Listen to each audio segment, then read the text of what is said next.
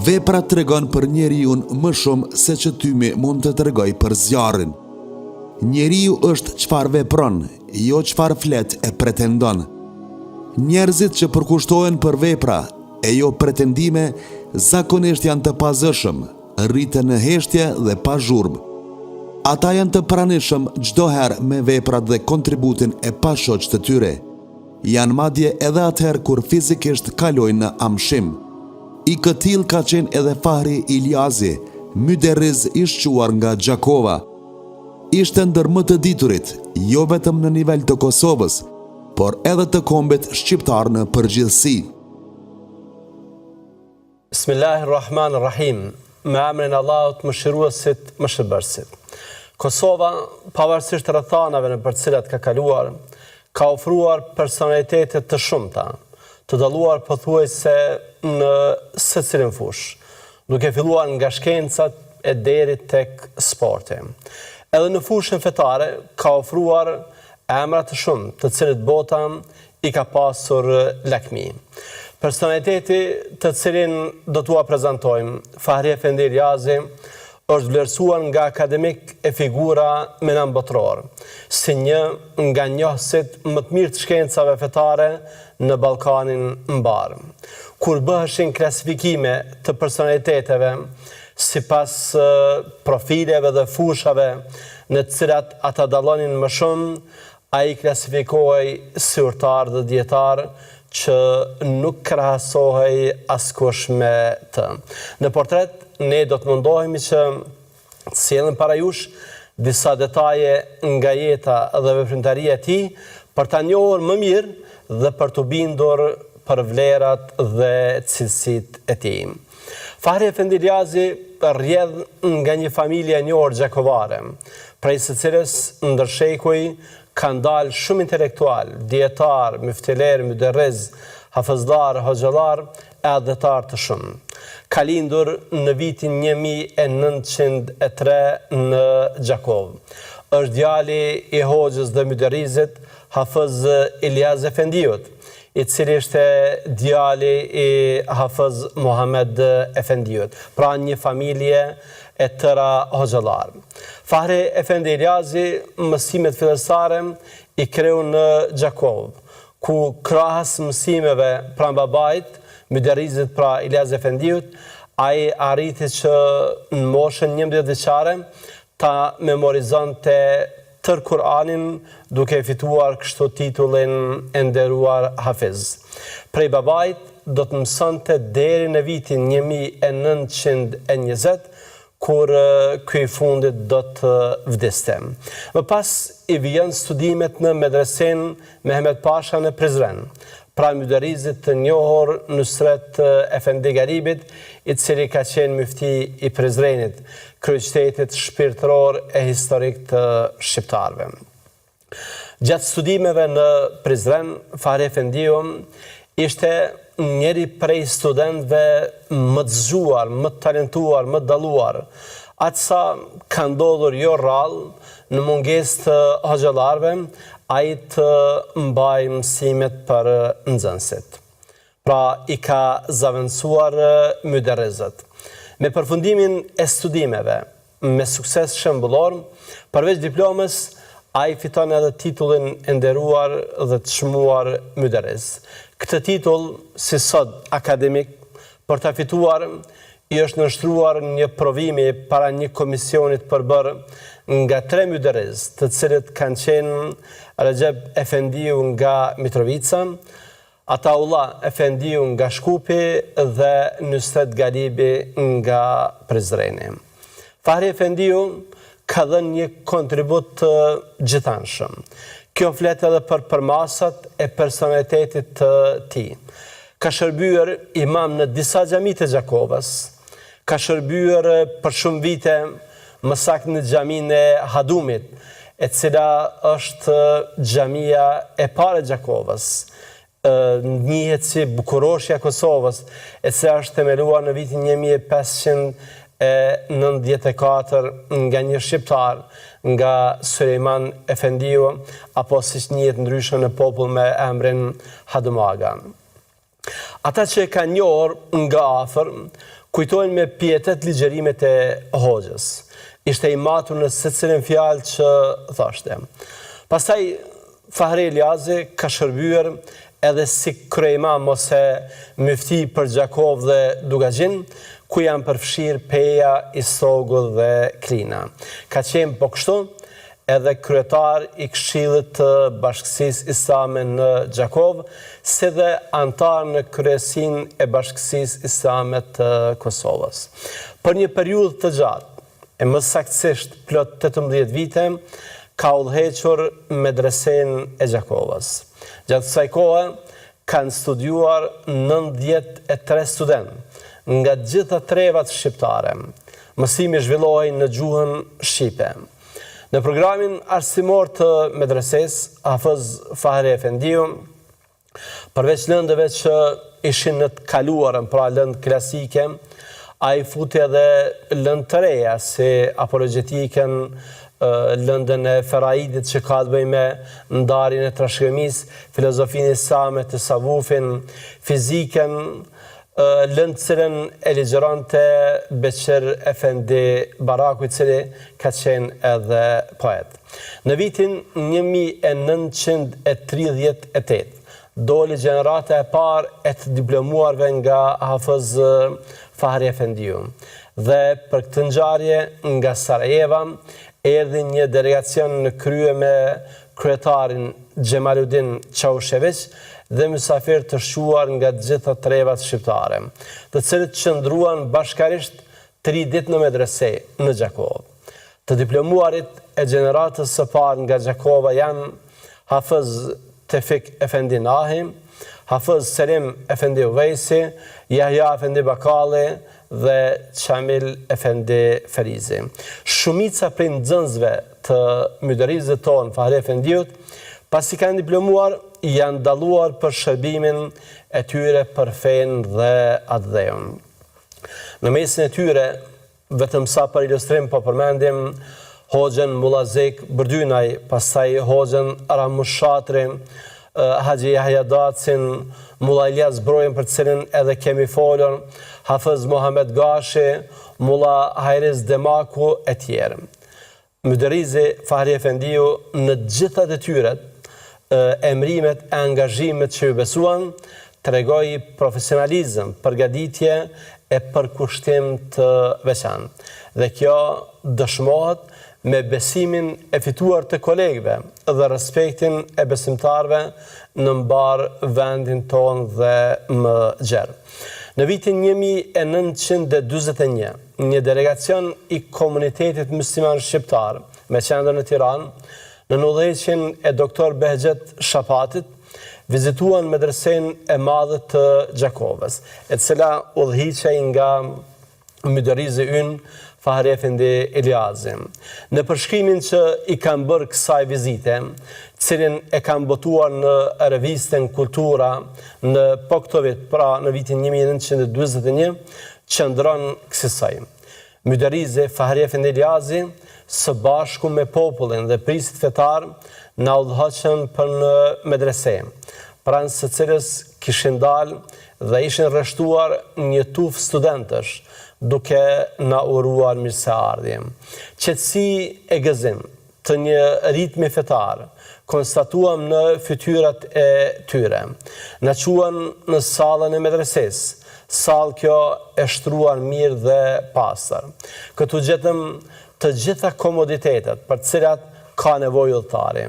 Këtu pam edhe programin e medreses, të cilin e gjetëm krejt të plotësuar, sidomos në disa mësime si në filozofi islame, etik, jurisprudencë islame e tjerë, të cilat duhen vihen edhe në medresene e përgjithshme në Tiranë. Mbarën citate.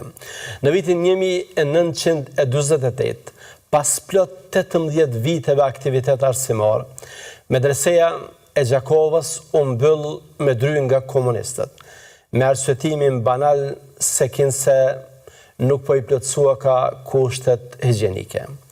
Megjithatë, Hafëz Fahriu e vazhdoi edhe për 2 ose 3 vite me radhë në fshehtësi mësimin me disa studentë të rinj. më 15 nëntor të vitit 1957, në Sarajevo, u zgjodh kryetari i ri i muslimanëve të ish Jugosllavisë, Haxhi Sulejman Efendi Kemura. Kurse më 8 dhjetor 1957 u zhvillua ceremonia e pranimit të detyrës dhe betimi. Për këtë ngjarje me rëndësi ishin ftuar në Sarajevo delegacione nga vende të ndryshme arabe dhe islame. Fahri Efendiu ishte caktuar të lexonte tekstin e betimit në gjuhën arabe. Kjo nuk ishte rasti, por ishte një vendim që vlerësonte një figurë kaq të madhe siç ishte Fahri Efendiu. Qasja dhe vizioni i Fahri Efendiut flasin shumë për të dhe për personalitetin dhe dijen e tij. Kushdo që i lexon thënjet dhe porositë e tij, e kupton se sa vizionar i madh që ishte. Ai jo vetëm duke u nisur nga mësimet fetare, që parimisht urdhërojnë për dije, por edhe nga rrethanat dhe situata në për cilat po kalonim si popull, bën të thirrje për dije. Thoshte kësaj: ditunia është arma më e fortë kundër armikut. Pra, nëse ne duam që ta heqim qafe armikun, duhet të mësojmë shumë e më shumë. Mësimi dhe dituria janë më të rënda për një armik se pushka dhe topi. Dituria është kusht kyç për zhvillim. Pa dituri nuk mund të ecim tutje. Koha kur Hoxha i thoshte këto fjalë, ishte kohë kur perëndimi kishte ecur përpara shumë, ishte zhvilluar shumë, ishin bërë zburime të rëndësishme teknike dhe teknologjike. Prandaj dija duhet të ishte prioritet i prioriteteve tona. Por për çfarë dije po fliste Hoxha? Për diturinë që mëtonte t'i largonte njerëzit nga Zoti, kinse në emër të zhvillimit? Për diturinë që e mohonte Zotin? Për diturinë që përjashtonte fen? Jo. Hoxha bënte thirrje për dituri që në epicentër e kishte Zotin. Në fakt, ai kërkonte formim të përgjithshëm, fetar, shkencor, kulturor. Në një prej thënieve të tij qëndron kësaj: të zhvillohemi në pikpamje shpirtërore, intelektuale dhe atëtare. Pra, të përgatitemi e të formohemi komplet, siç na ka hije. Ndryshe, shkenca pa fe dhe tjetë e rrezikshme dhe e dëmshme, siç edhe ka ndodhur fatkeqësisht. A nuk kanë vuajtur më së shumti hoxhallarët nga bashkëdhëtarët e tyre? A nuk kemi parë se si në emër të qasjes së re që përjashtonte fenë janë kryer krime makabre? Historia që u apërcollëm javë më parë për Hafez Ali Krajen është vetëm një nga shumë dëshmi se si këta njerëz pa fe nuk kanë vlerësuar, ose thënë më mirë, nuk kanë kursyer nga brutaliteti dhe pashpirtësia e tyre as ata që kanë dhënë çdo gjë për vendin. Prandaj ne e gjejmë Hoxhën tonë të këshillon edhe për shpirtin, edhe për ndjenjat, edhe për afërsinë dhe raportet që ne duhet t'i kemi me njëri tjetrin. Tek flet se si feja ndikon praktikisht në forcimin e lidhjeve tona, Hoxha e jep këtë porosi. Neve nuk na mbetet tjetër, vetëse ta dojmë, ta ndërtojmë dhe ta çmojmë njëri tjetrin.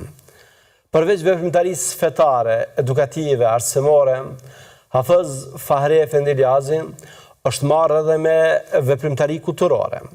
Rreth vitit 1950 e ka bërë transkriptimin në gjuhën shqipe të veprës Vehbije të Mydderizit Tahir Efendi Gjakovës, që është shkruar dhe botuar në Stamboll në vitin 1835. E ka përmirësuar, e ka pastruar nga fjalët e huaja veprën Mevludit Tahir Efendi Popovës që këndohet në për të gjitha trevat e Kosovës. Ka marrë pjesë në hartimin, përpilimin e doracakut Ilmihali Vogël, që është botuar në Prishtinë në vitin 1957 nga kryesia e Bashkisë Islame të Kosovës. Ka lënë në dorëshkrim veprën Yasin, përkthim dhe komentim në gjuhën arabe.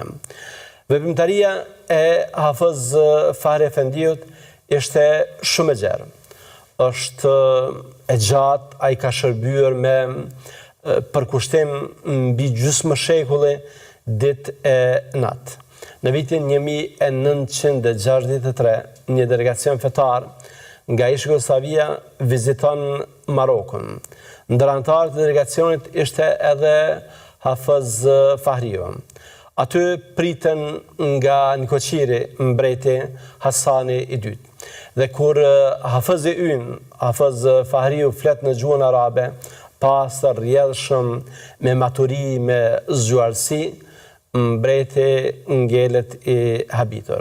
Vite më vonë, kur mbreti Hasani i dytë e kishte takuar Fadil Hoxhën, e kishte pyetur nëse e njehte Fahri Efendiun, i cili është nga vendi juaj, ishte drejtuar kësaj. Fadili kishte thënë po, madje jemi nga i njëjti qytet, nga Gjakova. Kurse mbreti Hasan i kishte thënë kësaj. Një kokë si e ti, plot urtësi, i mjafton vendit tuaj. Profesori Fejzullah Hajibajrish nga Sarajeva, në librin e tij Nekrolozi, ndër tjera ka thënë: sipas meje, e them me bindje se Fahri Efendi Iliazi është njohësi më i madh i tasavufit dhe jurisprudencës islame në Ballkan. Në një intervistë me Hajrëz Demakun, i cili ka qenë nxënësi Hafëzit ton, se dhe ka qenë po kështu luftëtar për krah Shaban Polluzhës, është përndryshe babai i shkrimtarit të njohur Daud Demakut nga Drenica, kur ishte pyetur kësaj Mixhajriz, kush është për ty më i pari për pushk, trimni dhe për dituri? Ai kishte thënë: për pushk e për trimni si Shaban Polluzha nuk ka, kurse për ilm, dituri, se Hafëz Fahri Efendia i Gjakovës, 7 shok myderriz s'ka asnjë. Për Fahri Efendiun dhe kontributin e tij, kryesia e Bashkisë Islame të Kosovës, respektivisht Instituti për Hulumtime dhe Studime Islame, në vitin 2023 ka organizuar një tryezë shkencore Hafëz Efendi Fahri Iliazi, alim dhe udhëhec i shquar i Bashkisë Islame të Kosovës. Në këtë tryezë, Mufti i Kosovës, Naim Efendi Tërlava, duke folur për Hoxhën e nderuar, ka thënë: është detyrë dhe obligim yni që njohim pararendësit tanë dhe t'ua shprehim me njohjen më thellë, sepse ata në kohë e ditë të vështira e me shumë sfida e pengesa arritën që me përkushtim, urtësi, këmbgulje e vizion të qartë të udhëheqnin bashkësinë islame, të themelonin e të organizonin institucionet e saj dhe të vinin në funksion për të mbajtur gjallë dhe për të zhvilluar jetën fetare islame e arsimore në vendin tonë. Në mesin e kësaj plejade të ulemas son, padyshim se meritueshëm zën vend edhe Hafëz Fahri Efendi Iliazi, për cilin sot jemi të buar këtu në këtë tryezë shkencore. Myderrizi Fahri Efendiu, megjithëse që jetoi e veproi në kohë të vështira, ku ndrrimet e sistemeve shoqërore e ideologjike ishin të shpeshta dhe në të shumtën e rasteve edhe të dëmshme e me pasoje për ne si popull, dhe të cilat nuk ishin as pak dashamirëse për besimet në përgjithësi e për besimin islam në veçanti, Fahri Efendiu, fal edukimit të mirë e të drejtë që kishte marrë nga familja disa breza hoxhallarësh dhe i kalitur e formuar nga qarku i ulemas së Gjakovës, tërjetën i kushtoi misionit për cilin ishte përgatitur për din e iman, për fe dhe për të mirën e shoqërisë dhe të vendit. Gjithnjë mbi parimet e Kur'anit dhe të Sunetit. Aktivitetin e tij periudhëse e drejtuesit të Bashkisë Islame të Kosovës, Fahri Efendiu, me përjashtim të periudhës kur ishte mufti i Gjakovës në kuadër të komunitetit musliman shqiptar, e ka zhvilluar gjatë sistemit monist, pra në një kohë mjaft të ndjeshme delikate për misionin e Hoxhës. Prandaj, puna dhe vepra e ulemave tanë që jetuan e vepruan në këtë periudhë, pra edhe Fahri Efendiu, meriton vlerësim, respekt e mirënjohje të veçantë, aq më parë kur ata marrën përsipër jo vetëm zhvillimin e jetës fetare, por edhe konsoliduan, organizuan e themeluan institucionet e Bashkisë Islame të Kosovës në kuadër të rrethanave dhe kushteve të krijuara në atë kohë, mbarën stati i tij. Fahri Efendi Liazi ndërroi jetë më 19 nëntor 1985 në moshën 82 vjeçare. Shërbimet e fundit mërtore në këtë jetë të përkohshme i kreu kushëriri i tij, që ishte po kështu nxënësi i tij, Hafez Selim Efendi Vejsi. Në përcjelljen e fundit, përveç popullit, marrën pjesë edhe hoxhallar të shumë nga Gjakova dhe nga të gjitha anët e Kosovës. Namazi i xhenazës u fal në xhamin e Hadumit ku edhe ka shërbyer me përkushtim. Të nderuar teleshikues, në ndarje do doja që nga kjo figurë madhështore të shkëqisim disa mësime. Në fakt, do doja që t'u përcjell 3 mësime me rëndësi të cilat tekstualisht na i ka lënë Hoxha i nderuar.